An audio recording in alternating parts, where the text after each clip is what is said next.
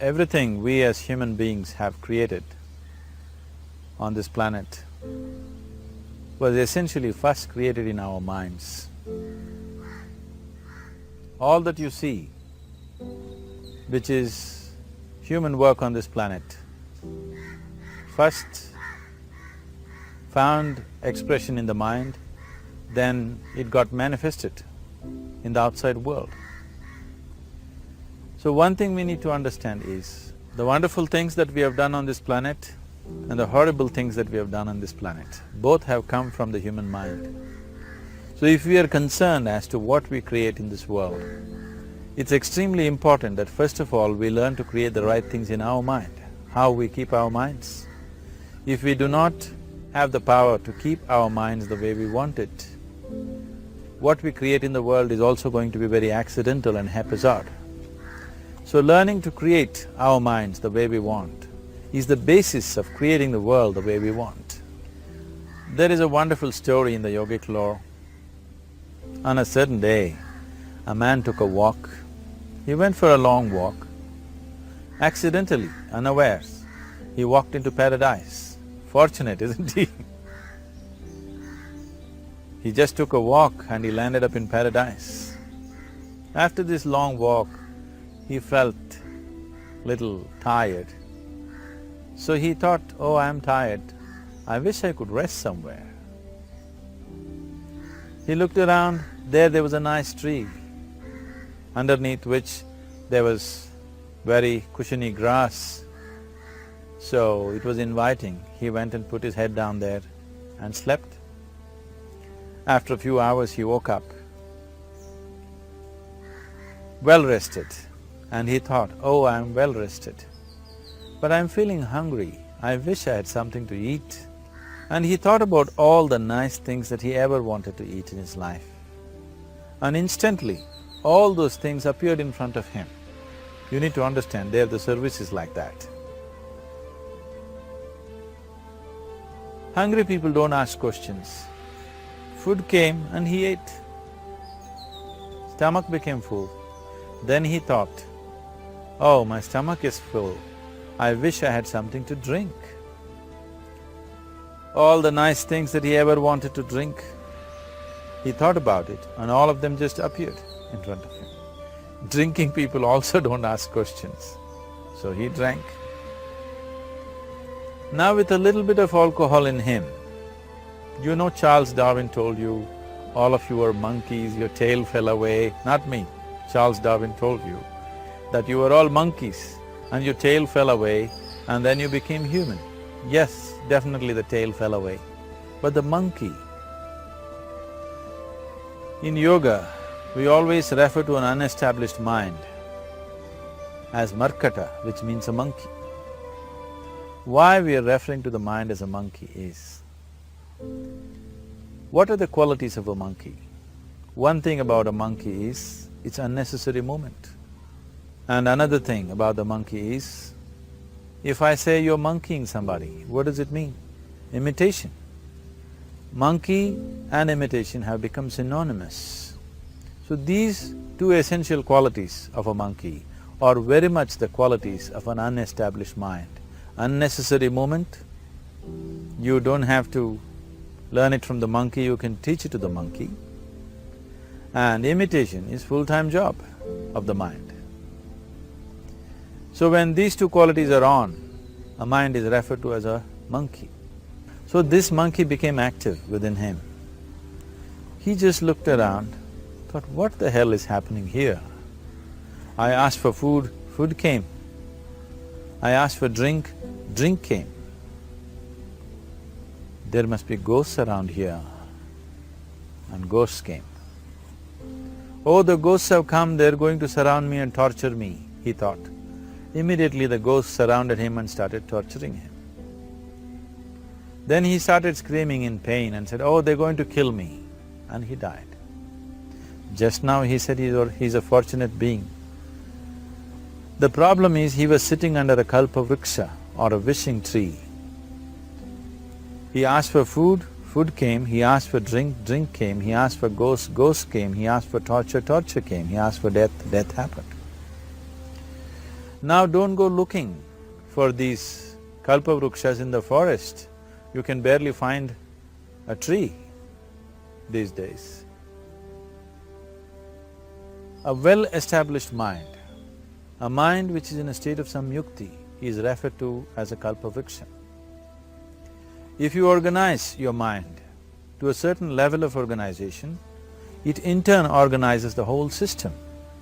Your body, your emotion, your energies, everything gets organized in that direction. Once all these four dimensions of you, your physical body, your mind, your emotion and the fundamental life energies are organized in one direction, once you are like this, anything that you wish happens without even lifting a little finger actually.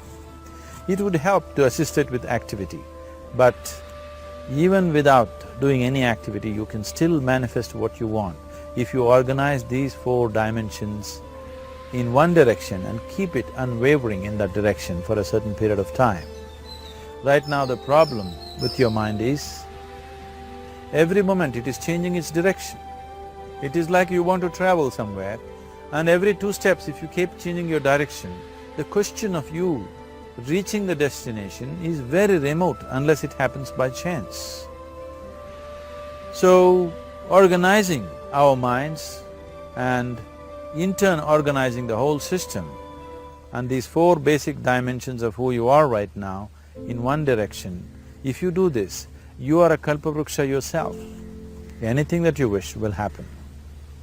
But right now, if you look at your lives, everything that you have wished for till now, if it happens, you have finished. Everything and everybody that you have desired for, if all of that lands up in your house today, could you live with that? So if you want to become empowered, it is also important that you become responsible as to what you ask for and what you don't. Right now the world's situation is just this, we are hugely empowered with technology. Today it doesn't take six billion people to destroy this planet. One man by pressing the wrong button can destroy the whole planet. When we are empowered like this, it's very important that our physical action, emotional action, mental action and energy actions are controlled and properly directed. If it is not so, we become destructive, self-destructive. Right now, that is our problem. The technology, which is supposed to make our life beautiful and easy, has become the source of all the problem that we are destroying the very basis of our life, which is the planet. So what should have been a boon, we are making a curse out of it. What has brought incredible levels of comfort and convenience to us in the last 100 years or so has also become a threat to our life simply because we are not conscious action, we are in a compulsive state of action. So organizing our minds fundamentally means moving from a compulsive state of activity to a conscious state of activity. You might have heard of people for whom they asked for something and beyond all expectations it came true for them. Generally this happens to people who are in faith. Now, let's say you want to build a house. If you start thinking, oh, I want to build a house, to build a house I need 50 lakhs, but I have only 50 rupees in my pocket, not possible, not possible, not possible. The moment you say not possible, you are also saying I don't want it. So on one level you're creating a desire that you want something, on another level you're saying I don't want it. So in this conflict, it may not happen. Someone who has some faith in a god or in a temple or whatever, who is simple-minded, faith works only for those people who are simple-minded. Thinking people who are too much thinking, for them it never works. A childlike person who has a simple faith in his god or his temple or whatever, he goes to the temple and says, Shiva, I want a house. I don't know how, you must make it for me. Now in his mind there are no negative thoughts. Will it happen? Will it not happen? Is it possible? Is it not possible? These things are completely removed by this simple act of faith. Now he believes Shiva will do it for him and it will happen. So is Shiva going to come and build your house? No, I want you to understand, God will not lift his little finger for you. what you refer to as God is the source of creation. As a creator, he has done a phenomenal job, there's no question about it. Could you think of a better creation than this? Is it in anybody's imagination to think anything better than what is there right now?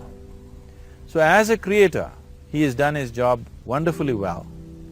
But if you want life to happen the way you want it, because right now, the very crux of your happiness and your well-being is this. If at all if you're unhappy, the only and only reason why you're unhappy is life is not happening the way you think it should happen. That's all it is. So if life is not happening the way you think it should happen, you're unhappy. If life happens the way you think it should happen, you are happy. It's as simple as that. So if life has to happen the way you think it should happen, first of all, how you think, with how much focus you think, how much stability is there in your thought, and how much reverberance is there in the thought process will determine whether your thought will become a reality or is it just an empty thought. Or how you do not create any impediments for your thought by creating negative thought process. Is something possible or not possible? Is destroying humanity. What is possible and not possible is not your business, it's nature's business. Your business is just to strive for what you want. Right now you're sitting here, if I ask you two simple questions, I want you to just look at this and answer this. Right now from where you're sitting, can you just fly off? You say no. Right now from where you're sitting, can you get up and walk? You'll say yes. What is the basis of this? Why you say no to flying and yes to walking?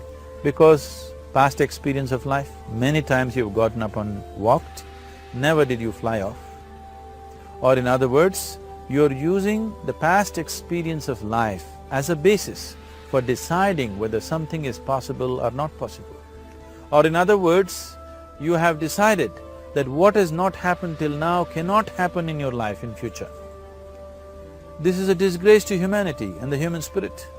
What has not happened till now on this planet can happen tomorrow. Human beings are capable of making it happen tomorrow. So what is possible and what is not possible is not your business. That is nature's business. Nature will decide that. You just see what is it that you really want and strive for that. And if your thought is created in a powerful way, without any negativity, without any negative thoughts bringing down the intensity of the thought process, it will definitely manifest. The whole existence today, modern science is proving, is just a reverberation of energy. It is a vibration. Similarly, your thought is also a vibration. If you generate a powerful thought and let it out, it will always manifest itself. So generally, people are using faith as a means to remove the negative thought. Today, once you have become thinking human beings, your faith is not too deep. It doesn't matter how much faith you think you have, somewhere doubts always crop up. Right now, the way your minds are made, this moment, if God appears right here, you will not surrender to Him. You will want an investigation whether He is really God or not. With this kind of mind, you should not waste your time on faith. So there is an alternative, which is commitment. If you simply commit yourself to creating what you really care for, now once again, your thought gets organized in such a way, there is no such thing as whether it's possible or not possible. There is no hurdle in your thought process. Your thought flows freely towards what you want. Once this happens, making it happen will also naturally follow.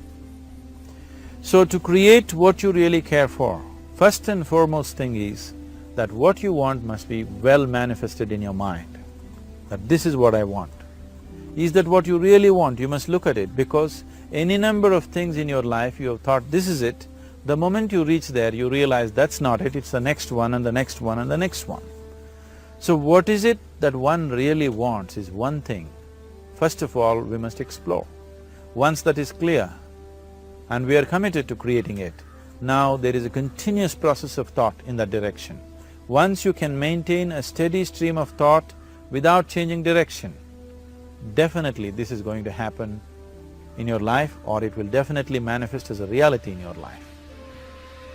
So, either you make this human form into a kalpa vriksha, or you make it into one big mess, which is happening all over. One reason why we have not created the kind of world that all of us would want to live in is, too many people are busy looking up. Too many people are interested in other planets. They're not interested in this planet. For every aspect of their life, they're checking out with other planets. And further, too many people are in service of heaven. They're not on service of this earth. I think right now we need people who are in service of this earth, not heaven. I believe if heaven is closer to divine than where we are, if that is so, I believe they're a little more organized than us, they don't need help from us. This has been a major problem on the planet. Anything that is valuable for a human being, anything that is good, the highest aspects of human life have unfortunately been exported to heaven. For example, if you say love, people say God is loving. We do not know whether God is loving or not. Human beings are capable of love. It is very, very important that people understand human beings are capable of love, human beings are capable of compassion, human beings are capable of joy and blissfulness. All the good things that are possible for a human being, unfortunately have been exported to heaven. If we want to create the kind of world that we want to, we need to understand whatever you refer to as God, the idea of God has entered our mind only because we have seen creation around us. Because there is creation, we have assumed a creator. God is a great creator. What you refer to as God is a source of creation. That source of creation has not failed us, has done a fantastic job. But now the question is about management. If you want to leave the management in the hands of the Creator, He will manage it in His own way, according to His agenda. But that's not what you want. You want life to happen the way you want it. Now, for example, let's say all of you here are the India soccer team for the next World Cup, and I am the coach. So these next 4 years, everything that you need to know about football is taught to you. Everything that I know about football is poured into you in so many ways. Now, the time to play the match has come. You're on the field and the ball comes near your foot, but you look at me, then it's no good. You've seen those coaches sitting there and boiling, nothing happens. Because now, once you're on the field, it's your job. So this is the same thing. The Creator has done a fantastic job. Now you're here. It is for you and me to see how to manage this, how we want it, how to keep this world, how, in what condition would all of us enjoy it best is something that we have to look at. So at every stage in our life, we tend to think, this is it. If this one thing happens, everything will be fine with my life. You reach there and you realize that's not it, and you postpone it to something else and something else. This is going on. The first and foremost thing is, you must be clear what is it that you really want. If you do not know what you want, the question of creating it doesn't arise. If you look at what you really want, what every human being wants is, he wants to live joyfully, he wants to live peacefully. In terms of its relationships, he wants it to be loving and affectionate. Or in other words, all that any human being is seeking for is pleasantness within himself, pleasantness around him. If this pleasantness, if it happens in our body, we call this health and pleasure. If it happens in our mind, we call this peace and joy. If it happens in our emotion, we call this love and compassion. if it happens in our energy, we call this blissfulness and ecstasy. This is all that a human being is looking for. Whether he is going to his office to work, he wants to make money, build a career, build a family, he sits in the bar, sits in the temple, he is still looking for the same thing. Pleasantness within, pleasantness around. If this is what we want to create, I think it's time we addressed it directly and commit ourselves to creating it. So you want to create yourself as a peaceful human being, joyful human being, loving human being, a pleasant human being on all levels. And do you also want a world like this? A peaceful world, a loving world, a joyful world? No, I want greenery, I want food. When we say a joyful world, that means everything that you want has happened. So this is all that you're looking for. So all that you need to do is commit yourself to creating it, to create a peaceful, joyful and loving world, both for yourself and everybody around you.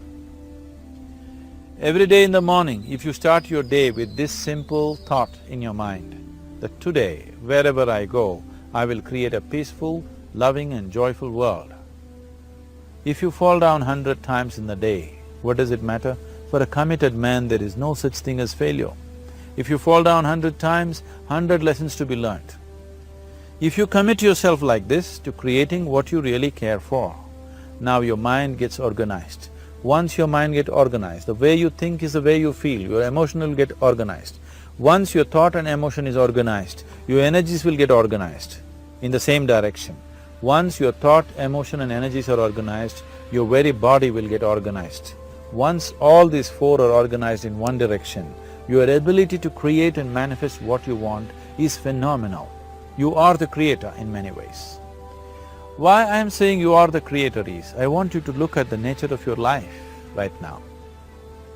If you eat a banana, in 4 hours' time, this banana becomes a human being. There is something within you, a life-creating process, a process which builds this body. The manufacturer of this body is within. You give him a banana, he makes a human being out of that banana. Transforming a banana into a human being is not a small thing, it is a phenomenon. It is just that this phenomena is happening within you unconsciously.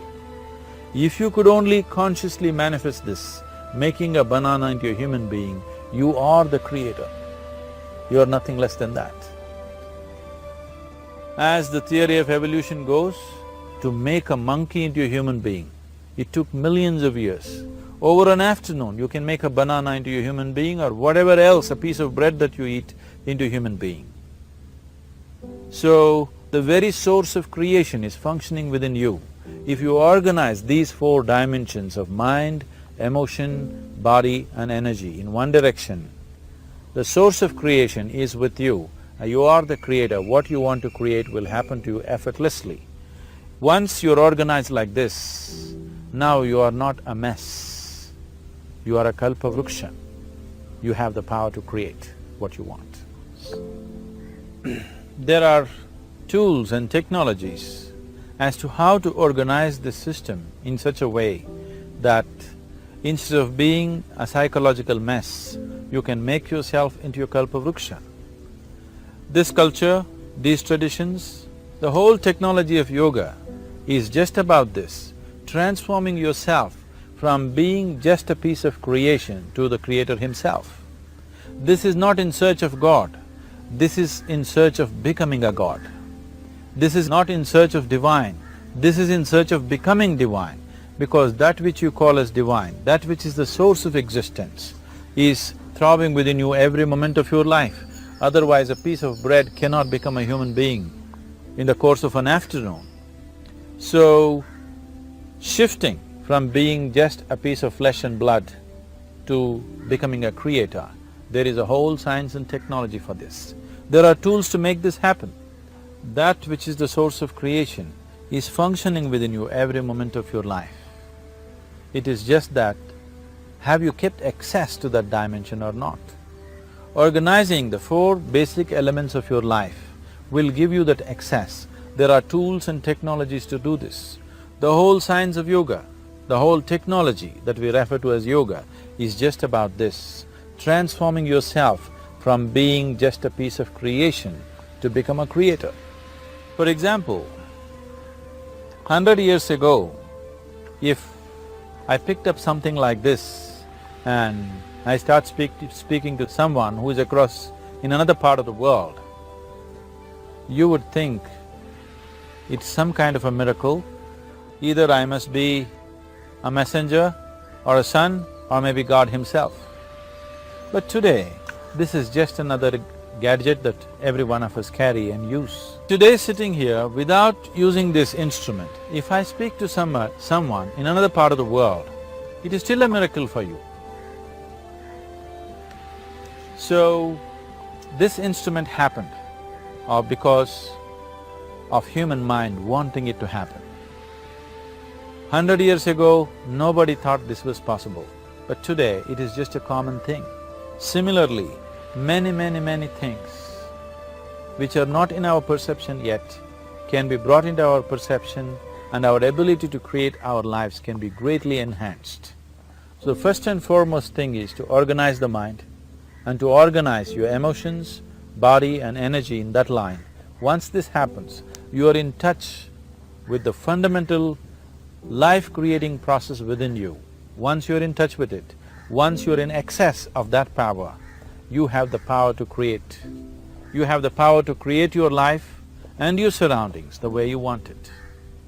Because we have lost our power to create, we are making a mess out of ourselves and the world around us. If we operated as the true creator, as it is operating within us, creating this body for us, if we could create our lives with the same sense of organization and sense of purpose, this world and the human being would be in a completely different state. It is my wish and my blessing that every human being in this world should have this access to the source of creation within himself, so that he can function here as a creator, not just as a piece of creation.